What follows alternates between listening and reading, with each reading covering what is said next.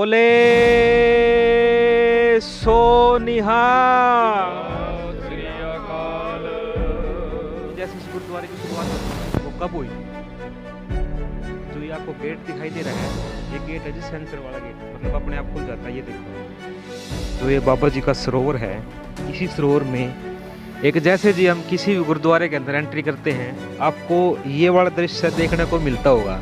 तो आज इसी के बारे में जानते हैं कि ये क्या सिस्टम है। ये आप राम राम जी सारे ने, सत श्री अकाल। स्वागत है आप सभी का मेरे चैनल रोहित चोपड़ा सिंहपुरिया, और उम्मीद करता हूँ आप स्वस्थ होंगे, सुरक्षित होंगे।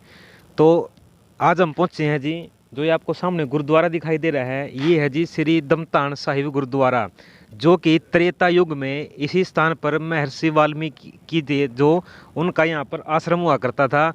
और जो श्री राम ने अश्वमेध यज्ञ किया था, वो भी इसी स्थान पर किया था। तो आज हम आपको एक ऐसी ऐतिहासिक चीज़ दिखाने वाले हैं इसी गुरुद्वारे के बारे में भी, और भी। तो चलिए चलते हैं गुरुद्वारे के अंदर और जानते हैं इसके इतिहास के बारे में। ये गुरुद्वारा किसके नाम पे है? एक बार कैमरामैन तो कहूँगा भाई ये गुरुद्वारे पर प्रॉपर तरीके से दिखा देना एक बार।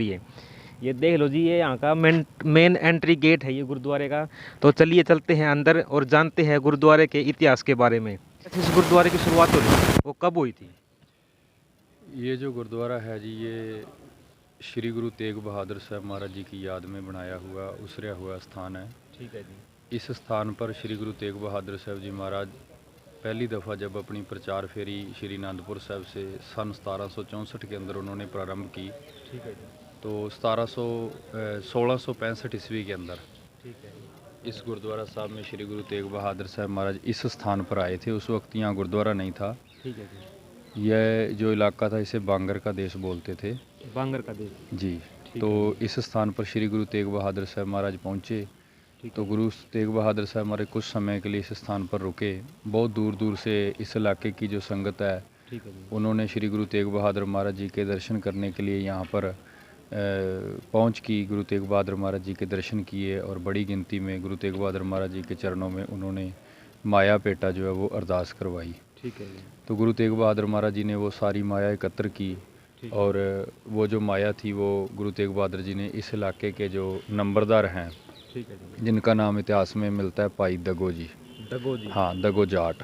ठीक है जी। तो वो गुरु घर के जो सेवक थे, तो गुरु तेग बहादुर महाराज जी ने वो सारी माया उनको सुपुर्द की, उनको दी, और उनको कहा भी हमने आगे प्रचार के लिए जाना है, तो इस माया को आपने यहाँ धर्म अर्थ धर्म के कार्यों के लिए खर्च करना है। और कुछ कार्य उनको धर्म के जो दिए, जिस तरह इस स्थान पे एक धर्मशाल चुनवाओ। इस इलाके के अंदर पानी की बहुत ज़्यादा दिक्कत थी, पीने का पानी नहीं था। एक जो साझा खूह लगवाओ, जिससे इलाके के अंदर सारी संगत को अच्छा पानी पीने को मिले। एक अच्छा बाग लगवाओ फलदार पौधों का, और गुरसिक्खी के प्रचार प्रसार के लिए यहाँ विशेष उद्यम किए जाएं। तो भाई दगो जी ने वो माया ली, कुछ माया धर्मार्थ खर्च की, कुछ उन्होंने अपने निजी अर्थों में खर्च कर ली। खूह लगवाया और वो अपने खेत में लगवा लिया। तो जिस तरह से गुरु तेग बहादुर महाराज जी ने उनको बोला था, वो उस तरह से सेवा नहीं कर पाए।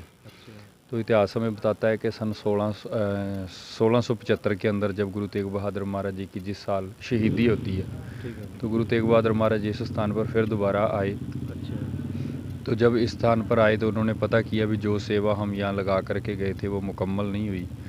तो जिस तरह इलाके की संगतों उन्होंने बताया, तो गुरु तेग बहादुर महाराज जी ने कहा भी ये दगों ने ठीक नहीं किया। गुरु तेग बहादुर महाराज जी के जो मुख से स्वभावक ही ये वचन निकल गए कि ना दगो ना खूह, ना दगो रहेगा और ना उसका खूह रहेगा।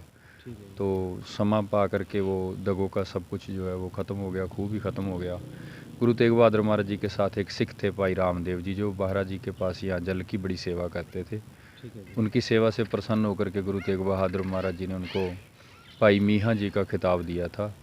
तो जब दूसरी दफ़ा गुरु तेग बहादुर महाराज जी यहाँ से चलने लगे तो यहाँ की सेवा भाई मीहा जी को दी।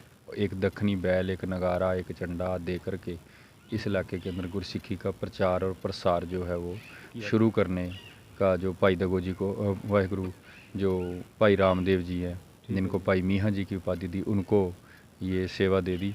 और उसके बाद से लेकर के आज तक ये निरंतर इसी तरह इस इलाके के अंदर ये प्रचार और प्रसार चल रहा है। ये स्थान उस 1665 से आज तक इसी तरह से चल रहा है। ठीक है। और एक सर, जैसे ये गुरुद्वारे की बिल्डिंग है तभी से है या उसके बाद बनी है ये? ये तो जिस तरह से उन्होंने गुरु तेग बहादुर महाराज जी की याद में एक स्थान बनाया और उसके बाद फिर जिस तरह से सिख आगे ये सेवा निभाते गए, तो आगे आगे ये समय समय जिस तरह बिल्डिंग बनती गई, हर समय अलग अलग। पहले ये पुरातन बिल्डिंग होती थी, अब जिस तरह से श्रोमणी गुरुद्वारा प्रबंधक कमेटी के पास प्रबंध है, तो उन्होंने फिर ये जो नई बिल्डिंग है इस बिल्डिंग का निर्माण करवाया।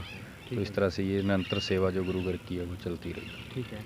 और एक सर, जैसे हमने सुना है कि यहाँ पर जो भी मतलब श्रद्धालु आते हैं ना, और यहाँ पर एक सरोवर है, उसमें नहाने से उनके जैसे कोई कोड वगैरह होता है वो दूर हो जाता है, क्या ये सच्चाई बात है? ये तो गुरु स्थान जितने भी हैं, श्री गुरु तेग बहादुर महाराज जी के जितने भी स्थान हैं, सब स्थानों पर ये बड़ी एक कृपा है महाराज जी की।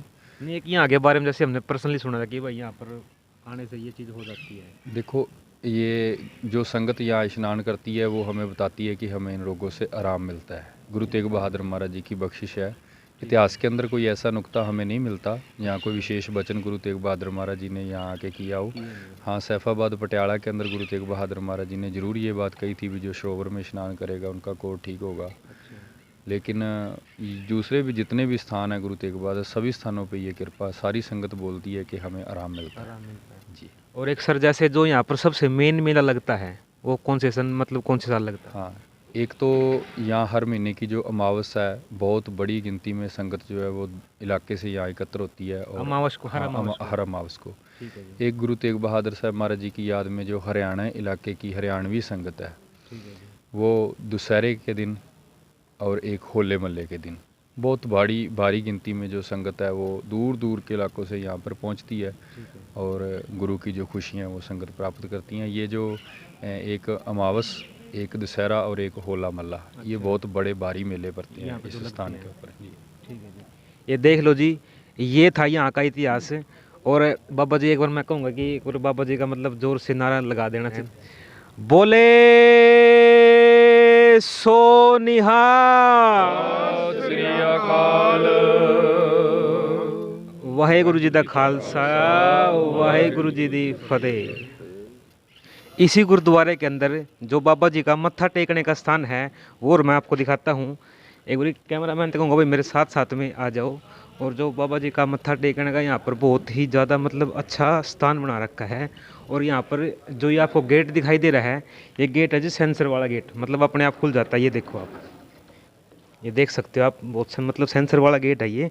और अभी जैसे देखो अपने आप बंद हो जाएगा ये देखिए जी, अभी आप अपने आप बंद हो गया।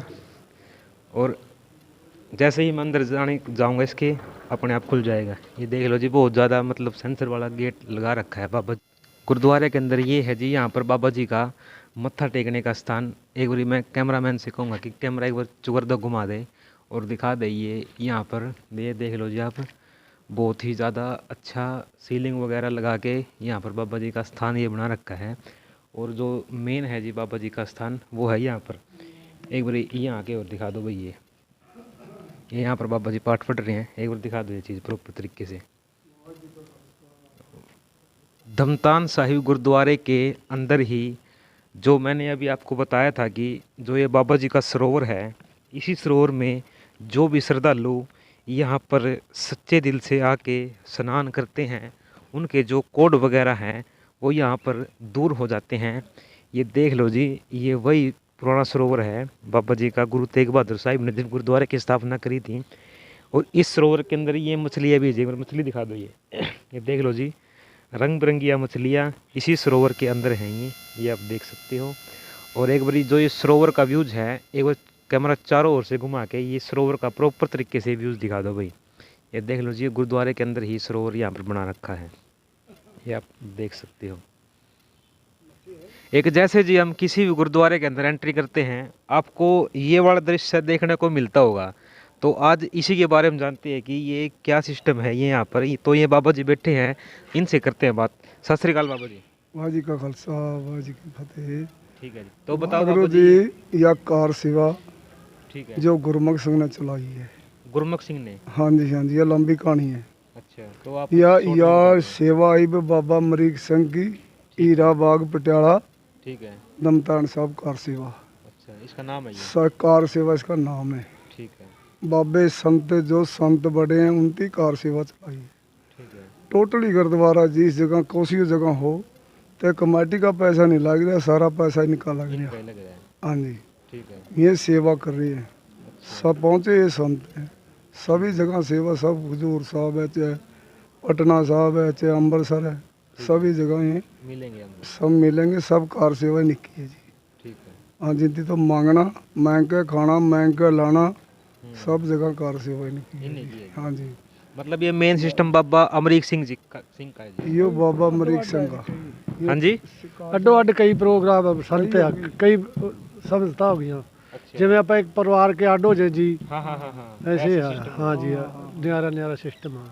ठीक है। जगतार सिंह की अलग होगी, अच्छा। दिल्ली वाले की अड होगी, हाँ हाँ। बोरी वाले की अड होगी, ठीक है। मतलब संता जिस तरह गुरुद्वारे अड हो गए तो सेवा उनकी भी अलग। अच्छा। हाँ जी, वाह जी का खालसा वाह जी। ਇਹੀ ਪ੍ਰੋਗਰਾਮ ਮਿਲੇਗਾ। ये थी जी हमारी वीडियो। अगर आपको वीडियो अच्छी लगी हो तो वीडियो को लाइक और चैनल को सब्सक्राइब ज़रूर करना। ये देख लो जी, हम आपके लिए इतनी दूर दूर जाके जो बाबा जी के गुरुद्वारे हैं और जो मंदिरें हैं उनका इतिहास आपको हम ऐसे ही दिखाते रहेंगे। तो तब तक के लिए बाय, और मिलते हैं एक नेक्स्ट वीडियो में। तो सत श्री अकाल सभी दर्शकों।